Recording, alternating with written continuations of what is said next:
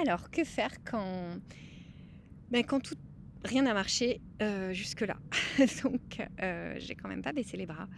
Les maisons d'édition classiques, ça marchait moyennement. Amazon, oui, oui, oui, oui, oui, j'ai pas fini. Amazon, c'est plutôt pas mal. Mais par contre, il faut assurer sa promotion. Et ça, c'est vraiment tout un art. Et je le découvre, mais je dirais que c'est in progress, hein, voilà, entre guillemets. C'est pas encore une réussite, c'est un début. Voilà. Donc là, ça n'empêche pas de marcher sur Amazon et de faire le maximum et donc d'être un auteur à succès par la voie numérique. Ok. Par contre, quand même, quelque chose d'autre que vous pouvez faire, et là la vidéo va être super courte, c'est tout simplement aller vers les maisons d'édition peu connues. Il y en a énormément. Parce qu'on connaît tous voilà, les majoritaires, on connaît Grasset, Odile Jacob, Lafon, Kalman Levy, bon, Pocket, etc. etc.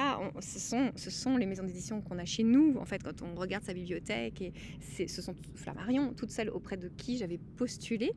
Mais en fait, elles sont surbookées. Ce sont les maisons d'édition les plus connues et tout le monde va vers elles.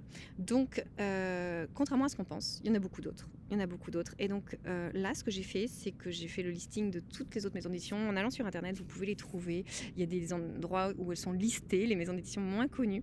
Et de même, envoi de manuscrits et on attend. Pour l'instant, je suis dans l'attente, en fait, des réponses de ces maisons d'édition-là. Mais il y a vraiment, voilà, possibilité de faire paraître son livre. Elles ont peut-être des critères un petit peu moins sélectifs ou des critères un petit peu plus ouverts, parce que c'est vrai que les maisons d'édition connues, du coup, elles ont vraiment une sensibilité particulière. Elles vont éliminer d'office certains livres, non pas parce qu'il est mauvais, mais parce qu'il ne correspond pas tout à fait à leur touche actuelle, à leur désir de promotion. Et donc, c'est extrêmement étroit, hein, le filtre est super fin, difficile de passer. Alors que les maisons d'édition peut-être moins connues ont des filtres un peu plus ouverts, et donc on peut espérer être sélectionné voilà, plus facilement. Après, on peut très bien être connu, percer d'une certaine façon avec une maison d'édition moins connue, puis être racheté par une plus grande. Ça a été le cas de tous les auteurs à succès, hein, comme Guillaume Musso dont je parlais dans la vidéo précédente. Il n'a pas commencé du tout chez Kalman Levy, hein, et Werber pareil, etc. Donc, alors Werber n'est pas chez Kalman Levy, hein, mais voilà, ce que je veux dire par là, c'est que le chemin est long. Ensuite, vous pouvez être racheté, changer de maison d'édition, rien n'est définitif. Mais vous pouvez percer avec une maison moins connue. Donc pensez à les regarder et à aller postuler auprès d'elle.